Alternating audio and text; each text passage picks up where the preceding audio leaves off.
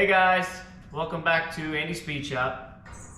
So, if you've been following the Raptor build, you'll notice that you've missed a couple things. I decided to put the camera down and just get this thing where I can ride it. The boys were looking to ride their four-wheelers. It was getting warm outside, and I didn't have anything to ride to keep up with them, so I went ahead and got this thing running and riding. But today I'll update you on the Raptor, and I'll get a little toolbox update. Some things have changed there, and that's what we're going to do today. We'll get started. Alright, so I think we'll start with the toolbox first. So yesterday was my last day at the factory before starting my new job at a Yamaha dealer. I got mud on my face. I was riding this Raptor around. So I start at this Yamaha Suzuki dealer on Monday, April 4th. Yesterday was my last day. It was March 30th. And it was a sad day. I've been there 10 years. Made a lot of friends. Did a lot of jobs while I was there in that building. And it'll be hard to get used to not being there. But this will be a fun new chapter, and I think it's going to be a lot of fun. So, toolbox update. We'll check that out. I ended up getting some more tools. They had not shown up yet, but these are from Ulsa Tools. These are pry bars, ranging in size. You can see they've got the metal hammer caps on the top. Something that my home set of pry bars does not have. Doesn't have those metal hammering caps, so that's nice. I did a few different things in organization. This is where my wrenches were, just like my open and closed box end wrenches. Changed this a little bit. I ended up using a company called Toolbox Widget for these. So this was a set of impacts that came in one of those plastic blow mold cases, and you know, it takes up a lot of room, and you know, I'm never gonna take these things out on the road with me, so these things are pretty cool. They all come apart. They've got a magnet on the bottom to keep it in place. They come with lots of little adapters. So even with this 1/2-inch drive toolbox widget, I can put these huge axle sockets on there. You just have to add some more spacers in between. These also came in their own plastic blow mold case, which was huge and in the way. But now, as you can see, I can get my impact in here. I have a lot more room for more impact sockets. So that's nice. The biggest change will be the wrench organization. Also from Toolbox Widget. These things are awesome. Also magnetic. They've got a little orange indicator. That way you know, as soon as you open your drawer, your eyes see orange, boom, you know something's missing. You can buy separately the little size indicators. Comes with a whole lot of those, way more than I needed, but I'll have them for the future. So that's nice. All my wrenches, SAE and metric, one drawer. Nice to have.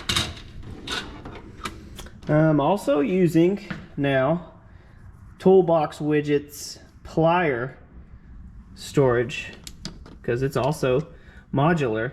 I like the Ulsa Tools rack that I had. It looks like this. I like that, but as you can see, there's a whole lot of space I'm not using with that rack. With the Toolbox Widget, I can use as many or as little as I need, so pretty excited about that. And also, I'm kind of multi-purposing with those because I had some left over. You'll see I finally got my pick set in. I got just a set of gear wrench picks from Amazon, and punches, files, hammers. That's my seal and bearing driver kit. This is where the leftover widgets are going. Just some Ulsa tools, precision screwdrivers. I didn't have a good place for them. This is where I'm storing my leftover widgets for sockets, and I've got the plier holding widgets here. Another disappointment was I ordered the Icon set of snap ring pliers from Harbor Freight, but they were on back order and they automatically canceled my order. So I went online, went to Amazon, and I found this set of it's not as comprehensive as the Icon set. The Icon set's got like 9 of these different variations. These came to me from Amazon. They had obviously been used, and they were zip tied back to their cardboard packaging. Like someone bought them once, used them, and returned them, and I paid full price for it. So that kind of sucks. But I tried to use them this weekend on the Raptor, and without that greater variation of pliers that come in the Icon set, I couldn't use them. This is a set of Icons right here, and this had the set of the smaller needle ends that I needed. The Craftsman's were all too fat for my purposes, so yeah. Compression tester, and then this is still fairly empty. I did get a power probe, pretty darn handy. If you've not seen one, heard of one, know anything about them, look them up. Just do a YouTube search. They're really handy, really cool. So that's the toolbox update for you guys. I think it's about ready. I've been working out of it. Maybe you can see from all the fingerprints on the box. I've been working out of it all week and trying to ignore my tools. That way I can see what I'm missing. You know, I can work on whatever bikes I've got here in the shop. And when I come across something that I need that my black box doesn't have, then I know that's something I need to order. So that's been good. Now Raptor talk. You guys missed a lot. So, man, a lot's been done. Obviously, we got it put back together. It's running and riding. But upon the reassembly, I found that it had no clutch. So I ended up ordering a clutch from Rocky Mountain ATV MC. I got that put in yesterday. I got a nice clutch feel now. And what else did I do? I got their cap. Rocky Mountain ATMC, the Tusk brand name. The radiator cap shows me the temperature, and with the Raptor's hood on it, you can't see it. So I cut around that so I could keep an eye on that. I treated these plastic headlight lenses. They were pretty yellow. I put LEDs in those. And you can hear, as soon as I turn the key, the cooling fan kicks on. That's because someone had hot wired it somehow. Of course, when you get a vehicle in boxes, you just never know what happened. But somebody had bypassed the coolant temperature switch that tells that fan to kick on. So I wired it straight to the ignition. So that sucker, it's always gonna come on. Just peace of mind. We did the Tusk case saver, and you're gonna see some crazy stuff going on here. So when we first got this bike, we put it up on the lift over there, and I just wanted to make sure the thing was gonna run before I put a penny into it. And we did. We got power to it. We ended up getting it running. Had to fix a few wires here and there, but we got it running. And we noticed while it was on the lift that it was leaking oil right around here. Previous owner had stripped the nut and the shaft holding on the sprocket that, you know, is the transmission shaft. Most rednecks will, of course, weld that nut on and call it good and just ride it until that sprocket dies and then throw it in their back field and forget about it.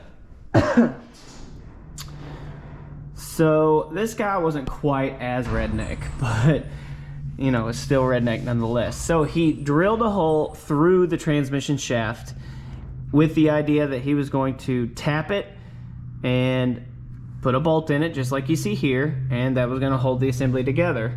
And that works. However, he didn't know that this transmission shaft is hollow and it has oil passageways in it. And he drilled too far into that oil passageway, and boom, there's your oil leak. So cleaned up his threads, cleaned up the bolt. I got a crush washer in behind this fender washer. And then I've got some silicone around that, and it's not leaking. So, you know what? It was $1,000 Raptor, so I'm not gonna split the case and spend $300 on a new shaft, and Lord knows how many hours doing that. So I'm gonna ride it all summer, just like that. I put a new starter on it. The carburetors I didn't touch. I didn't even clean them, and they run perfectly. It's fantastic. All I did though was install OEM Yamaha replacement, the drain bolts for the bowls. They were both leaking. Now we've got no leaks, so that's good. What else? It came with no rear brake caliper, so I got a good old eBay brake caliper, got it hooked up. We got the, I think that's, what is that, Mod Quads, whatever, the block off kit for the parking brake. Also, this Raptor was lowered when I got it. It rode terrible. It had hardly any suspension travel. It came with these on the front, which all that does is relocate your lower shock mount. And then it came with this adjustable, I call it a dog bone, adjustable dog bone for the rear end. And it's back to factory setup now. I'm not a very heavy guy, so I've got the shocks to their softest setting. Got the factory dog bone on it, and it rides really well. It's nice and good, soft, enjoyable. I will eventually end up removing A-arms and sandblasting them and painting them. And I gotta get rid of this bumper because while I'm riding at night, I found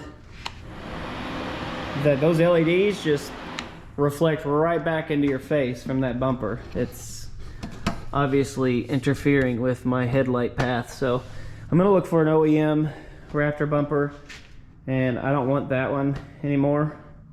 Anybody has a Raptor and wants that bumper, I mean, it's not perfect, but guess what? It's free. So if you want my bumper, you know, send me your address, I'll ship it to you. But that's about it.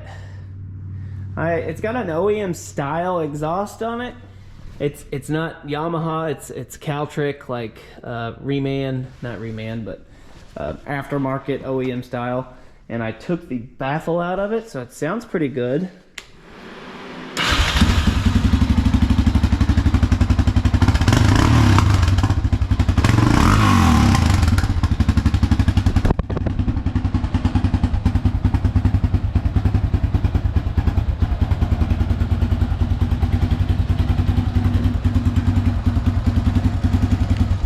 There's another thing that wasn't working. I didn't have any dash lights. I got those bulbs replaced. And some of you will notice that my webbing is red, and that webbing is, well, I don't know, black, or it used to be blue. I'm not sure. I got that one done. I have the other. It's over there. I just got bored with doing it, so I stopped. This one was completely ripped out though, so I replaced it. That's gonna get done. I got bored with it and I quit. I think that's about it. Now, it's not still a $1,000 Raptor. I think I've got it written down. I'd have to do some math, but I think I got about $2,300 in it, all said and done, which is okay, I guess. I think that after the summer, I'll put it up for sale and see what I can get out of it so that I can search for the ultimate goal for me is to end up with a Banshee. You know, 2-stroke, parallel twin, screaming Banshee. That's the goal. And hey, now I'm working for a Yamaha dealer, so that could open some doors for me. Who knows? At least for some parts ordering, right? So that's the update for today. I think some of you guys were asking for an update for, like, you know, job stuff, and that's basically all I got. I haven't started the new job yet. It won't be till Monday. Today's Thursday, and I'm gonna have to figure out how to get that box there. I've got the means to load it. I've got this this lift table, hydraulic lift table. Lift it right up into the bed of my truck or onto the car hauler. However I need to do it, we'll get it done. But that's about it. My part shelf for the project part shelf is empty. So now I need another project. Something that I can have some fun with. So I'll be on the lookout for another project. And we'll see you guys next time. Also, forgot to mention, I'm walking back up to the house now. I think I'm done for the day. But I forgot to mention, man, that video, that toolbox video I made, has gotten like 10,000 views the last I saw, which is crazy for my my channel. Like, my second place video's got like 400 views, so 10,000 versus 400. Yeah, that's nuts. And reading all your all's comments has been a lot of fun, and everybody's been super encouraging. It's really been nice. So thanks for that, guys.